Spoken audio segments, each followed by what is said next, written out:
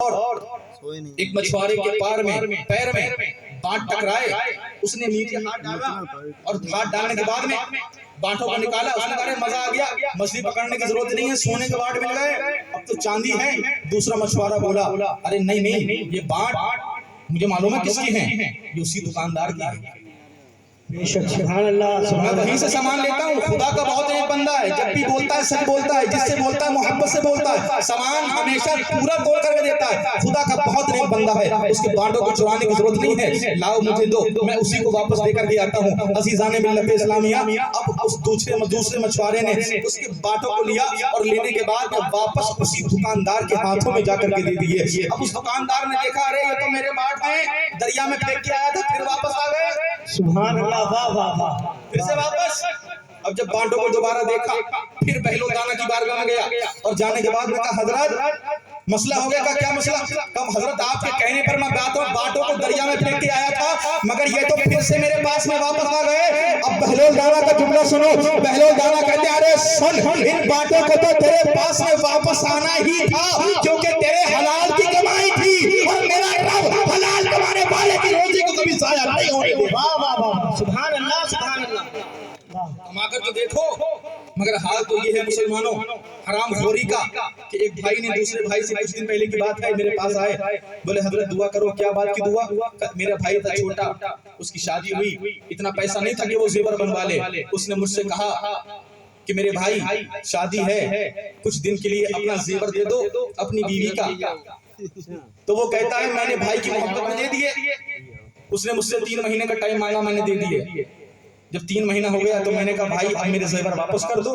तो भाई कहता है कि अरे 2 महीना और रहने दो, नई नई शादी हुई है, अभी नई रिश्तेदारियों में जाना पड़ता है, 2 महीने का वक्त और दे दो। हो गए 5 महीने। वो कहता है जब 5 महीने हुए मैं फिर उसके पास गया, मैंने कहा भाई अब तो मेरा जेवर वापस दे दो। तो वो मेरा भाई कहता कौन सा जेवर, कब दिया था, कोई गवाह है, किसी ने देखा था, किसी के सामने दिया था? अरे ये हराम खाने वालों का हाल है मुसलमानों। तुम हलाल कमा कर तो देखो, मेरा रब इतनी बरकतें देगा, इतनी बरकतें देगा। आज हराम खाने वालों का हाल तो ये है, 1-1 लाख रुपए दिन का कमाते हैं लोग, 50-50 हजार रुपए दिन का कमाते हैं लोग, 5-5 लाख रुपए दिन का कमाते हैं लोग, मगर हाल ये है कि खाने का जायका भी नहीं चख पा रहे हैं। खाना फीका चल रहा है, सुबह शाम शुगर ब्लड प्रेशर की गोलियां चल रही है, खाने से पहले शुगर की गोली, खाने के बाद ब्लड प्रेशर की गोली, खाने से पहले शुगर की गोली, सुबह शाम ब्लड प्रेशर की गोलियां, कभी हार्ट का इंजेक्शन, कभी हार्ट का अटैक पड़ रहा है, कभी कैंसर के इंजेक्शन लग रहे हैं। ये हाल है हराम कमाने वालों का। मगर मुसलमानों, एक वो भी खुदा का बंदा है जो सुबह को उठता है, चौराहे पर खड़ा होता है, घरों में जाकर मजदूरी करता है, कभी रेता को उठा रहा है, कभी पटरी को उठा रहा है, कभी ईंटों को उठा रहा है, पूरा दिन मेहनत करके 400 कमा करके लाता है, अपने घर में आता है, चुपचाप खाना खा के सो जाता है। ना कैंसर का इंजेक्शन है, ना हार्ट का अटैक है, ना शुगर की गोलियां हैं, ना ब्लड प्रेशर की गोलियां हैं। वजह क्या है? वजह ये है कि वो कमा तो 400 रहा है, मगर हलाल कमा रहा है। मेरे रब ने उसके 400 के अंदर 40,000 की बरकतें। वाह वाह वाह, सुभान अल्लाह, सुभान अल्लाह। नारे तकबीर, नारे रिसालत, नारे गौसियत, मसलके आला हजरत, जिक्र शहीद आजम। वाह वाह वाह, सुभान अल्लाह।